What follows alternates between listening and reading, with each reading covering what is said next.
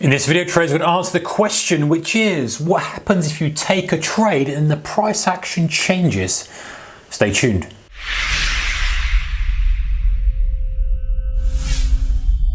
Hey guys, a warm welcome to you. All right, so this is a question from Charlie Palmer. Thank you, Charlie. Appreciate you taking the time to write a question. Appreciate your support. Appreciate you being a subscriber to the channel, all that good stuff. All right, so this is a great question. You guys are asking some great questions, by the way. I've got a few here and they really are good. You know, I get them sent over to me. Obviously the ones, the people who haven't got anything nice to say don't get sent over, but people who are asking a question is really good, thoughtful question. I can see that many of you guys are really kind of committed to trading and are focused on it, and it's really nice to see. And if I can help you out and if I can do a video that helps one or two people out there, man, we're all winning. All right, so the question was this.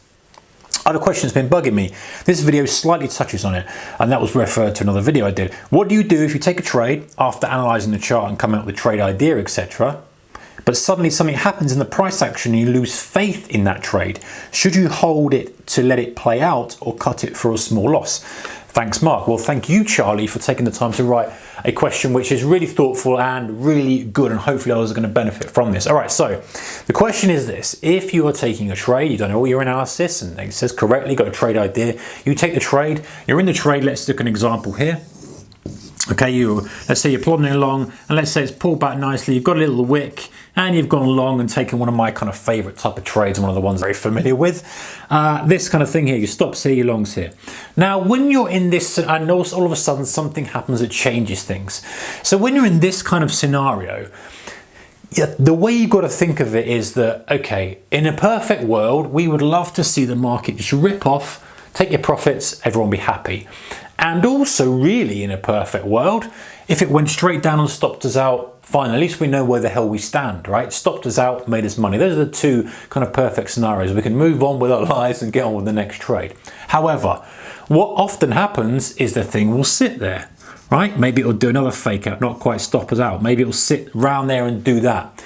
So the question we've got as traders is, do we cut the thing and move on, or do we leave it? So the question I always ask myself is the fundamental reason for the trade damaged? So if we were trading a momentum trade, this might now look no good because we are looking for literally a very short-term pause in momentum. Now this actual example I've drawn here, this is probably a longer-term pullback trade, right? It's not this. You know, we're not this type of trade, which is literally 3 or 4 minutes of pause and then a rip and we've gone long there. If it was stagnating here and kind of pushing lower, then you're out of the game. But this might be prepared to give it a little bit longer. Maybe I've got this trend line drawn in here. Maybe there's a few different things I can look at. But that's something that really you have to define before you take the trade. I know it's easier said than done, and there's a little bit of flexibility there. I appreciate that. In the real world, it's not black and white in trading. There's a little bit of grey there. But you can say to yourself, listen, if it messes around, let's say for 10 minutes, then I'm going to dump it because it's a momentum type play. If this messes around for more than 3 bars, say, I'm going to dump it. Okay, but there might be a play that's broader and longer, in which case you might say, well, actually, you know what? It's a rounding bottom type play. I'm prepared for it to kind of mess around a little bit and do this because I think ultimately it's going to push back up. In which case you haven't got those rules on it. You've just literally got your stop loss in and that's it. Now another thing that's super frustrating is potentially when the price goes in your direction and then comes back. Now to me, that's a complete no-no. That's a price action damaging. Okay, unless of course you're going for a broader flag here on a longer term, that's fine. But if you're going for this kind of trend line break momentum, it fakes out and then comes back, but still, for me that's no. To me that's cut it, run, get out of it, because the supply demand imbalance isn't what you had, your thesis was. Your thesis was complete supply demand imbalance back in. If it's shifting again, it's too much two-way. It's not going to be high quality. Yes, you still might be right, but you're always going to doubt the thing. When it starts pushing back up to highs, you're always going to be like, do I take it? Do I not? Do I catch that profit? It's not really as strong as I like. The very best trades, especially momentum type trades, the trades that just go bang, bang, bang, bang, and they're off again. And yes, there's a kind of middle ground, but at some point, if it's doing something that doesn't look that great, you've got to ditch it. a while ago, a video has been posted here, talks about a gold trade that I took. A great gold trade beforehand, then I took the second gold trade and got stopped out on it. And that was literally playing for a fake out to the downside and push back up. But when it faked, and my target was a kind of a lot higher, when it I think $40 higher or $20 higher, when it faked out and came back, that was showing me it was too much two-way. You get a fake to the downside, which I'd taken the long on, and then you get a fake to the upside from that small range, which is now, you know, trapping longs in as well. And that's not the behavior I want. It's not the behavior I want. So I'm not taking the trade out before it hit the stop loss.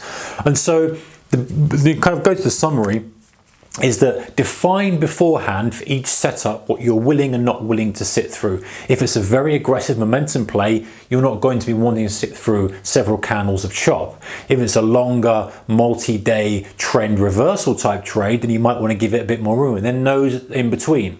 An easy one would be, you know, a fake out. You know, a fake out goes through, fakes out, you're pushing, you're buying for a move back up to the low. You've got to allow it a little bit of kind of thing, because it's a big change in move. You've got to allow it to maybe mess around between your stop and the entry before it rolls on. Now obviously if it goes completely quiet, you've still got to have an ultimate thing. So listen, it's sitting at the lows for an hour. It's a different trade, right? Let's say you've taken it at lunchtime expecting a reversal back to the VWAP, very common, very nice trade to take. You know, you've got a range extension, pushing back out, failing the highs, I'm looking for a move back to VWAP, done, dusted, another afternoon trade. If it's sitting at highs and it's coming into the afternoon session, well, the afternoon session is a different environment and it's a different type of trade, a different type of thing you want, so you don't want to be involved in it.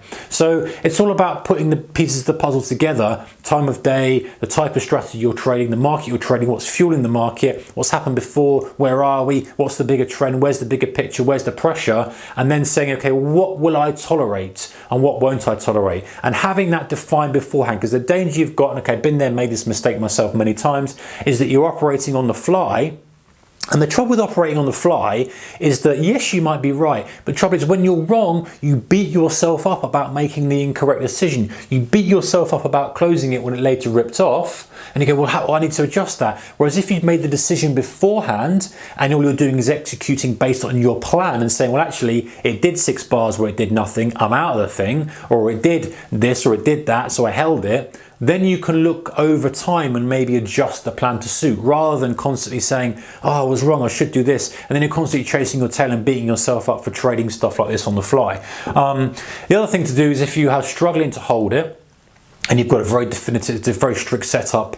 Some of the setups I have are very strict. It's like, listen, I don't care how long it is. It's got the risk-reward ratio that allows me to sit through this. It's got a very high probability of success, or it's got a very decent risk-reward ratio. I'll turn everything off. I'll put my stop loss in, I'll turn everything off, and I'll come back, you know, 15 minutes before the close and see where it is. Or I have an order to fire in. I think I had that in the gold trade that I uploaded. I had an order to fire in just before the close, and it is what it is. And so those setups you can leave, and if it frustrates you by getting involved in it and watching the chop, then, you know, step away from the screen and use some of those strategies for doing that. So hopefully that's kind of helped. I think the summary of this is to, you know, have the plan beforehand, decide exactly what you're going to trade, exactly when you're going to cut it, when you're not, and then just try and work from that. It was a great question though, by the way, and it shows that, you know, you guys are in the thick of it, and you're thinking about the right things and asking the right questions, and, you know, hopefully that's kind of helped a little bit. If it has, thumbs up, appreciate it, take care. I'll see you next one. Bye bye.